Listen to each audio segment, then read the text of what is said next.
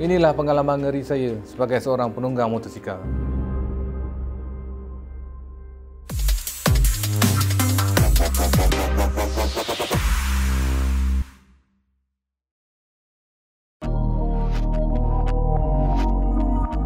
Assalamualaikum warahmatullahi wabarakatuh. Nama saya Anwar Norik Sabarudin dan sekiranya ingin ditanyakan tentang pengalaman saya dalam dunia pemotoran ni, saya menceburkan diri dalam bidang kewartawanan motosikal adalah ketika dari tahun 1997 dan ketika itu saya bertugas sebagai seorang wartawan di majalah berbahasa Melayu hinggalah kali majalah yang terakhir saya bertugas di majalah Cycle World Malaysia. Di samping itu juga saya juga bertindak sebagai penunggang uji atau test rider bagi beberapa jenama motosikal daripada factory di Malaysia.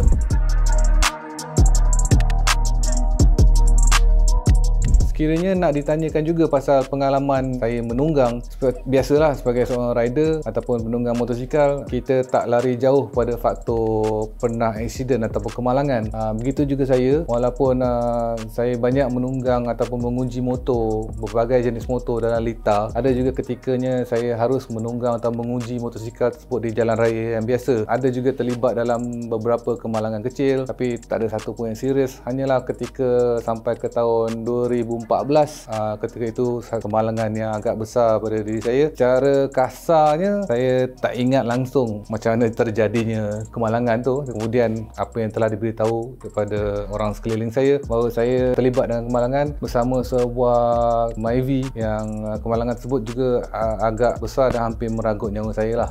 So daripada segi detail kemalangan tersebut, saya menunggang motosikal MV Agusta berkapasiti 800cc dan menunggang di jalan raya biasa, jalan raya daripada Jempol, Negeri Sembilan dan menuju ke Pekan Pahang. Tapi beberapa kilometer selepas Jempol sampai pun 100 km gitu, saya telah terlibat dengan kemalangan dan akibat ada kemalangan tu saya terhentak bahagian kepala di permukaan jalan, tertumus di situ dan kecederaan lain yang ada iaitu saya punya lengan belah kiri ni pecah ke 3 bahagian, patah, dan kecederaan lain peha saya, daging peha ni pecah seperti biasa. Lutut tentulah lutut tersagat, terkoyak, tapi tak ada tulang yang patah ni. Dan kecederaan pada otak, ada gegaran otak membuatkan saya memang terus langsung tak ingat dan sehinggalah ke tahun ni pun masih tak ingat lagi, langsung tak ingat. Dalam dunia motosikal ni kita kena ingat apabila terjadinya kemalangan, kita kena kaji balik untuk diri sendiri, untuk kita gunakan pada masa akan datang. Punca kemalangan saya itu adalah disebabkan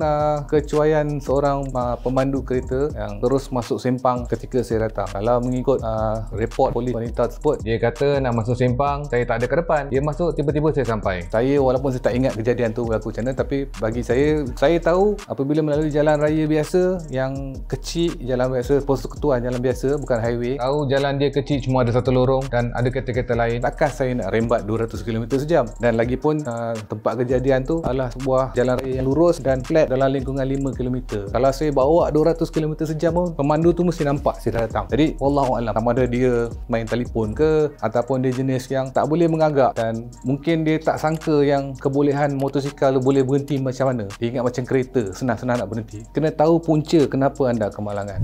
Apakah nasihat saya yang selalu saya berikan? Selalunya saya akan cakap benda yang sama pada sesiapa dia pun. Dia kena tingkatkan ilmu penunggangan diri sendiri. Tahu belajar main brake. Sebagai seorang penunggang motor, dia tahu ada dua jenis brake. Brake depan dan brake belakang. Di manakah saat menggunakan brake yang sesuai? Perlu menggunakan brake depan saja, menggunakan brake belakang saja, atau berapa persen depan, berapa persen belakang. Ini kena tahu. Mana nak tahu? Paling senang kita nak dapat tahulah. Dalam YouTube ada, dalam majalah-majalah motor. Jadi yang itu kita kena tahu. Brake memainkan peranan utama. Kena tahu juga kondisi motor kita. Kondisi motor kita elok ke tak elok. Selalunya jarang saya jumpa lah daripada 10 rider yang saya tanya, tak sampai pun 3 yang akan tahu kondisi brake dia. Kebanyakan tahu start jalan.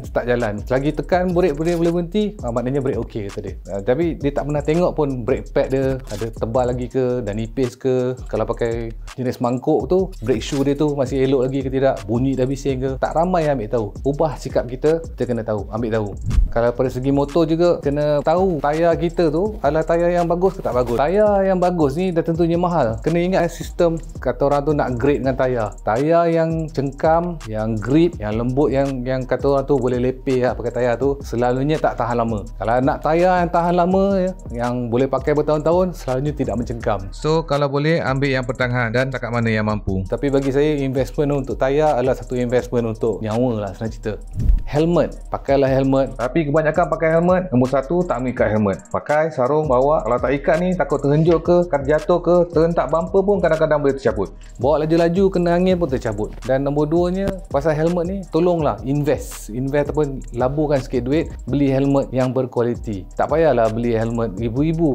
Berbalik pada cerita saya aksiden dulu, antara faktor yang agak saya terselamat daripada maut, saya menggunakan helmet yang agak berkualiti lah, daripada helmet full face. Kerana saya jatuh, tersembam muka di depan, bahagian dagu ni pecah. Kecederaan saya pada muka, gigi saya tu tertonyor pada bahagian dalam. Langit-langit saya retak dan saya mempunyai dapat gegaran otak. Jadi itu saya guna helmet yang mahal. Kita kalau kata orang tu, kalau kita tak mampu nak beli yang 2-3 ribunya helmet, sekarang ni kalau helmet dalam lingkungan 400-500 pun dah banyak dah yang level dia agak tinggi lah daripada segi keselamatan. Paling senang sekali cari helmet yang ada chop belakang ada Snell, SNELL ataupun dot ataupun EC. Kat Malaysia ni dia lebih mementingkan chop shrimp. Helmet yang ada logo-logo ni, dia menjamin helmet tu dalam spek yang keselamatan yang agak tinggi. Jadi invest. Helmet tu memang kata orang tu, selagi tak terjadi kemalangan, selagi tu kita rasa tak berapa penting lah.